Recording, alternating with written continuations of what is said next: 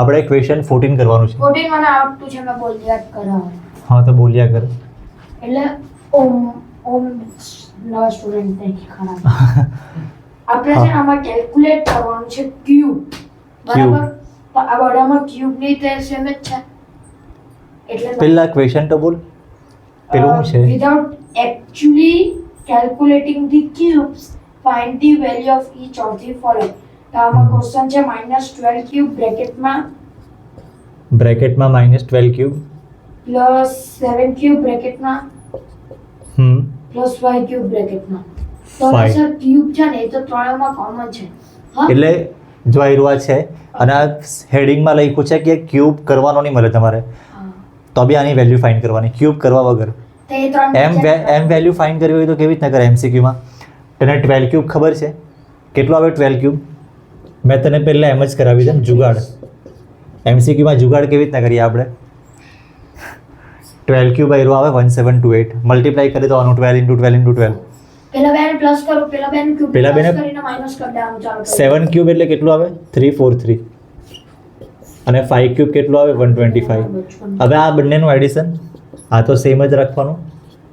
આ બંનેનું એડિશન શું આવે? આ બેનું એડિશન આયરુઆ, આ બેનું એડિશન આયરુઆ અને આ બેનું એડિશન આયરુઆ. હવે આમાંથી માઇનસ કરે તો આ નંબરમાંથી આ નંબર માઇનસ કરે તો 8 - 8 0 આવી જાય. હા, અને આયરો આખો નંબર, એમાંથી આયરો આખો નંબર માઇનસ કરી દે તો 12 126 માઇનસ. એટલે આયરો અમે કર્યું છે આવી રીતના આવે. કેવી રીતના તું 1260 કેવી રીતના કર્યું? માઇનસ કર્યું બુકમાં? નહીં, મેં કર્યું હતું પહેલા. હું એક્સપોર્ટમાં લખેલું છે એમ કરીને પેલે કરેલું નહીં. એટલે મેથડ પ્રમાણે કર્યું ને તું એ તો? હા, નીચેના ત્રણને મલ્ટીપ્લાય કર્યું બસ આવી ગયું માટે. એવું જ મેં તને જુગાડ કરતા શીખવ્યા હા, કરું, જુગાડ. તું મેથડ કર્યા કરે. હા, એ વાત તો. એ ઇન્ડિયા પૂરું જુગાડ પર ચાલ્યા કરે. તો એ જ તો મેં તને શીખવતો છે. એમાં લખેલું છે કે ક્યુબ કરીને કરવા, ક્યુબ કરવા વગર કરવાનું. હા, મેં ક્યુબ કરીને કર્યું છે. એટલે જ કોને ખબર પડી? કોને ખબર પડી મેં ક્યુબ કર્યું છે? મને MC ખબર છે. કેમેરાને ખબર છે. એમસીક્યુ હોય તો કોને ખબર પડવાની છે? એમ મેં તમને કેમ MCQ fill in the blanks કાં તો 2 માર્કમાં પૂછાય બી તો બી તમારે કરી દેવાનું. એક વાત કેવું છે ને, હા બોલ. ભલે બીજાને ખબર પડે કે નહીં પડે, ઉપરવાળા આપણને ખબર છે. આપણને ખબર છે આપણે ચીટિંગ કરી છે. ગોડ્સ. અરે પણ મેઇન લોજિક બી ખબર હોવા જોઈએ ને. જો એકચ્યુઅલી ક્વેશ્ચન 13 વાંચની શું છે? ક્વેશ્ચન 13માં x + y + z = 0. હા, જો આવું હોય ને book પર. તો આવું આવે. ઓહ, ક્વેશ્ચન 13 વાંચ. એમાં લખેલું છે જો આવું હોય તો આવું થાય. this કજી જા વાંચ્યું તું એ ક્વેશ્ચન 13? એ રોંગ છે. કેમ સર? આમાં આ લોકો એવું કીધું કે આ ત્રણનું એડિશન તે 0 આવે, બરાબર? તે ત્રણની વેલ્યુ થઈ 0. એ 3ની વેલ્યુ 0 નહીં મળે. આ ક્યુબ છે એનો. આ 3નું એડિશન જો બતાવી દે તમને. x + y + z = હા 0 છે ને. હા x ની વેલ્યુ અહીંયા રાખીએ આપણે હા, ચાલો. -12, y ની વેલ્યુ 7 દેખાતી છે ને, અને z ની વેલ્યુ 5. તો શું આવું કે આયરુઆ -12 + 12 હા, 0. એટલે અહીંથી મેં 0 કાઢી નાખું. x + y + z નો આન્સર 0 હવે આવ્યો તા છે. કરજો. ક્યુ બરાબર કરો છો. હવે આપણે છે ને આવી રીતે કરવું. ખબર ને 0 આવી જાય એટલે. x³ + y³ + z³ અરે સર છોડો ને, કેમ? = 3xyz. x³ + y³ + z³ ના બદલે આપણે આયરુઆ લખવું. આ જ મેથડ છે ભાઈ. -12 ક્યુબ,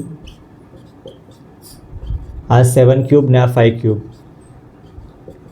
= 3. xyz ના બદલે હું લખવાનો આયરુઆ ને -12 7 અને 5. તો આ બધાનું મલ્ટીપ્લાય કરે તો શું આવે? હવે આ અહીંથી મેં કાઢી નાખું. તે આપણે અહીંયા લખ્યું જ છે ઓલરેડી. તો આ બેનું મલ્ટીપ્લાય -36. 12 3 36 આવે ને, અને 7 5 35. આ બેનું મલ્ટીપ્લાય કરી દે. 36 ને 35 તો એ મલ્ટીપ્લાય પહેલાંથી કરી નાખ્યું છે. 6 હા હા મિત. વત્સ હા 36 ને 35 નું મલ્ટીપ્લાય તું એ પહેલાંથી કરી મૂક્યું. હા 1260. કેટલું આવે? 5 6 ઝા 30, 5 3 ઝા 15 ના ઈરવા 8. હવે આ કેરીને મેં સાફ કરી નાખું. હા ને ઓમ કેરી કાઢી નાખવાનીનું કામ પતી ગયું છે. હવે આ 3 સાથે મલ્ટીપ્લાય કરે તો પહેલાં 0 લખવા પડે. 3 6 ઝા 18, 1. 3 3 ઝા 9 ના ઈરવા 10. તો 8 + 8 16, 2 ને 1. 1260 માઇનસમાં. એટલે આવું કરવાનું છે આપણે. આ લખવા પડે ને, આવું લખે ને, આ ઈરવા બી લખે ને આ બી લખે ને, એટલે બતાવવા પડે કે x + y + z = 0 હોય ને તો જ આ ઈરવા આવે. મેં તને કેમ કે આ બધા 3 નંબરનું એડિશન 0 થતું હોય તો જ આ ફોર્મ્યુલા એપ્લાય થાય. આવું આપણે ક્વેશ્ચન 13 માં પ્રૂવ કરી ગયા છે. તો એમ સર એમ તમારું આ લોકો વર્બલી એમ લખે કેમ ની ટેક્સ્ટ બુકમાં હું કે આ ફોર્મ્યુલા ત્યારે જ મૂકવાની ત્યારે એમ તે તમારે વિચારવાનું હોય.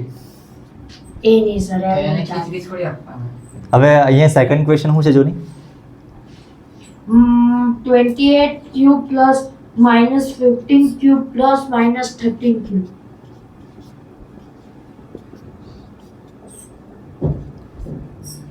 આ ત્રણનો એડિશન બી 0 થાય. 28 જો 28 -15 -13 0 આવે આવા જોઈએ તો ચેક કરી નહીં, તું વિચાર નહીં.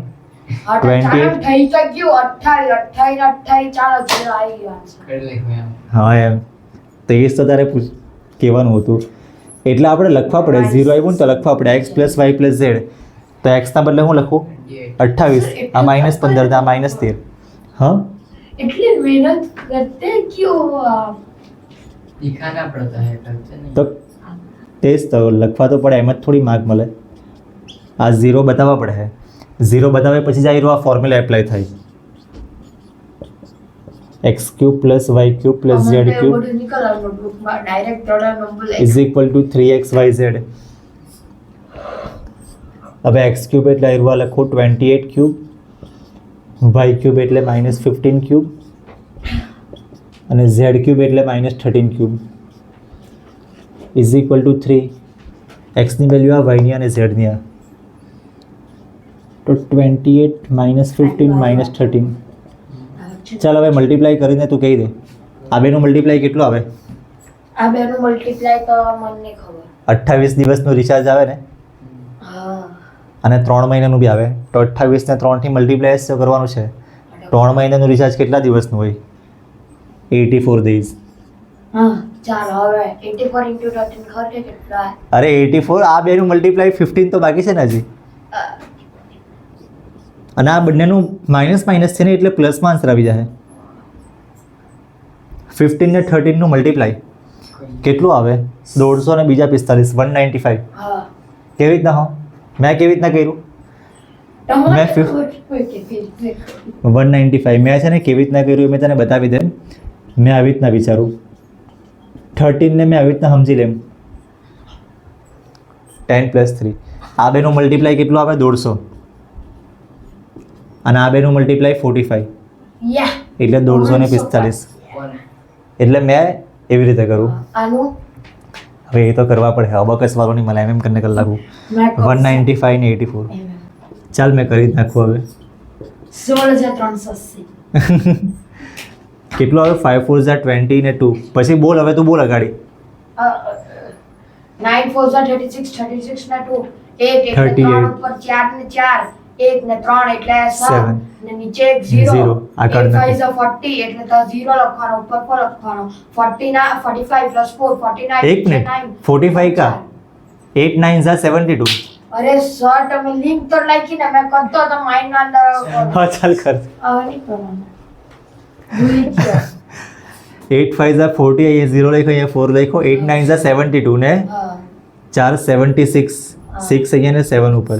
8 1 ઝા 8 9 ઝા 7 15. 45 જેવું તો કહેવાતું જ નહીં. એ જ તો લિંક તો લઈ ખેંગી પાછો. આ જ કીધું કેમ 16380 મારે ગઈ? 16380 પ્લસમાં કે માઇનસમાં? પ્લસમાં જ બધું પ્લસમાં એ દેશ એવો જ છે. શું કહેવું હવે? લખી લે. ઓમ ભાઈ બી લખે મેં નહીં લખવાનું. મેં બી નહીં લખા